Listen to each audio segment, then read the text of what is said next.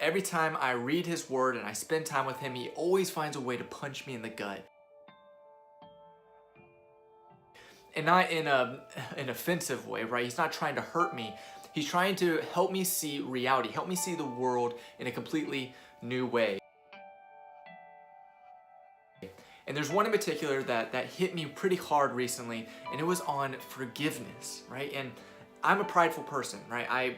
Especially people who hurt me, and I have done nothing against them. They have just wronged me. I struggle with forgiveness. But this new reading that I want to break down today, Jesus gives us a new idea of forgiveness. As his followers, we already know we're supposed to be forgiving, but Jesus shows us that it's so much more than just forgiving people, right? There's a new extreme, a new level of forgiveness that I want to bring you to. And he does that through this conversation that he has with Peter in Matthew chapter 18. It's truly fascinating. You are not going to want to miss this one. But first, I want to introduce where you can find other things that I am working on, all at PeytonMinzemeyer.com. I know that name is hard to spell. Just think of the Mickey Mouse song, MinzeMayer, and it'll get you there. PeytonMinzemeyer.com. You can find this blog, other blogs, other videos that I'm making, all to help you fall back in love with your Bible, with your faith, and with Jesus. So today, let's talk a little bit more about forgiveness. This interaction, it's in the middle, towards the end of Matthew chapter 18. And Peter, he gives this pointed question to Jesus. He basically says, Jesus, how many times do I need to forgive a person? 7 times? Is 7 times enough for me to forgive? And everybody in earshot of that question would have thought that was a pretty large amount. I mean, think about it in your own circumstances. I mean, what would it take inside of you to forgive somebody 7 times that has wronged you? I mean, you would think of yourself pretty highly, wouldn't you? And Peter probably thought the same thing when he asked. He's like, okay, Jesus, I know I'm supposed to forgive, and I know I'm supposed to go back and to go above and beyond in my forgiveness. So what's a reasonable amount here, right? When do I need to cut it off? When is it like there's no changing this person? I've been hurt enough, right? When is the cutoff of forgiveness? And Jesus says, well, it's not 7, right? And everybody at that point was probably thinking, okay, it's probably like 3, 4, something like that. Jesus says, I tell you, don't forgive a person 7 times, but forgive them 77 times. And I just imagine Peter's eyes went wide, his mouth dropped, and he thought the same thing that I think when I read that. Are you kidding me? 77 Jesus, you can't be serious, right? I mean, of all the times that they wronged, right? You can't be 77 times.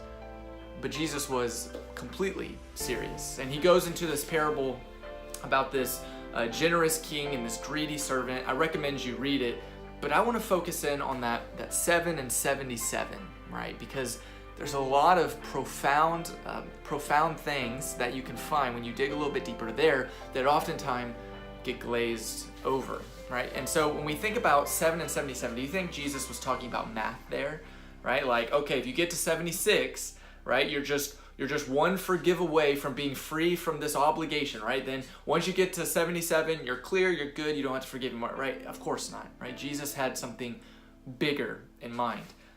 So again, 7 and 77. What's the significance about those numbers? Well, actually, and I'm going to get a little Bible nerdy here and do a little backdrop, but it's going to be worth it. It's going to pay off. Just stick with me. 7 and 77 have only appeared together twice in the entire Bible, right? In your entire Bible, 7 and 77 have only been grouped together like this in 2 instances. One is here in Matthew chapter 18, and one goes all the way back to Genesis chapter 4. Yeah, you probably didn't see that coming, right? Genesis chapter 4. So a little backdrop, a little history before we get into the actual text. There's 2 pretty significant brothers in Genesis chapter 4, right? You have Cain and you have Abel. And one of the most significant things, or at least something that people know, most notable about these brothers, is this is when the first murder and even really the first death takes place, right? Cain gets jealous of Abel's good favor in God's eyes. He takes his brother out to a field. He murders him, right? Basically stabs him in the back, kills his brother, and then there's this whole interaction between God and Cain, and then God cursing Cain, putting a mark on him, casting him out. Okay, so we have this tainted, this disgusting, disastrous portrait of humankind, right? Of God's good creation in just a chapter earlier being created, being called very good. But then the very next chapter, you have this portrait of a tainted view of human, right? This is what the good creation has turned into.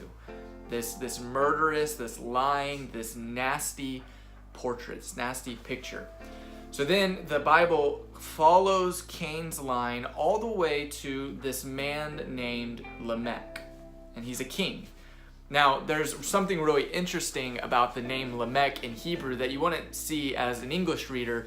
And again, a little bit nerdy, but it's so cool. Lamech, like the actual Hebrew name Lamech, is a distorted look of the Hebrew name for king, the Hebrew word for king, right? If you put these two together, you can see the similarities, right? You can see where they're the same consonants, the same collection of vowels, but they mean something very different. It's almost as Lamech is a distorted king, which he is a king, and we'll see his distortment as his story plays out. But even in the name alone, you're automatically drawn to, okay, this is a crooked king, a distorted king. Something's out of order with this man.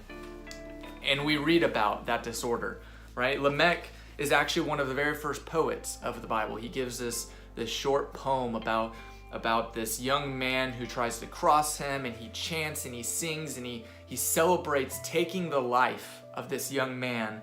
And then we get to our numbers. So Genesis chapter 4, verse 24, if Cain is avenged 7 times, then Lamech 77 times. And then the poem ends. And we don't hear about Lamech and his storyline anymore. We're just left with this nasty portrait of where human has ended up.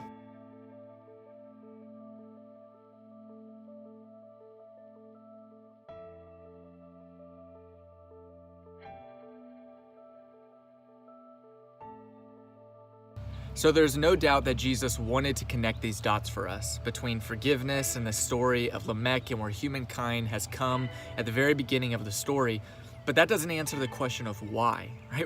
What comparison is Jesus trying to make to Peter of Lamech, this human who is just disastrous, this distorted king, and forgiveness, and what forgiveness means, and what does it mean to be a follower of Jesus who forgives? And I think the point is this.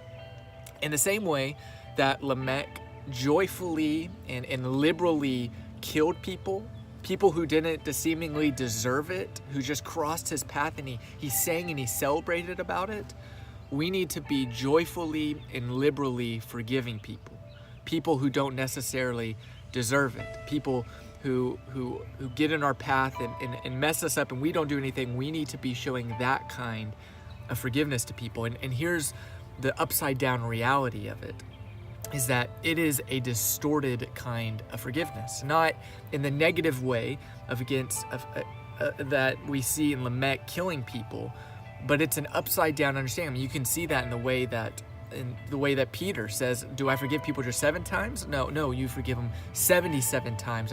I'm breaking through the parameters that you're trying to set on the kingdom, Peter. Right? I'm breaking. There is no limit to forgiveness. And guess what? This is going to go against every kind of human intuition that you have. In the same way that Lamech was breaking against the human mold that God created for him, I am breaking the human mold of what forgiveness means. There is a new reality to forgiveness because you have been shown a new reality of forgiveness. And that is the reality of God's kingdom. That none of us deserve the forgiveness and the love that God showers on us, but despite it, he shows it to us and he forgives us. And Jesus extends that to us, inviting us into that type of forgiveness. It's truly a remarkable thing that Jesus does in connecting these two dots, and it should get us thinking in our own mind, who are the people in our lives that need forgiveness, that we need to forgive? Thank you for making it this far in the video, and I wanted to point you to all the other resources and things that I'm doing. It's all at PeytonMensmeyer.com. There you can find this blog post broken down in further detail, connections to my other blogs and other videos that I'm creating, all to help you fall back in love with your Bible, with your faith, and with Jesus. We'll see you on the next one.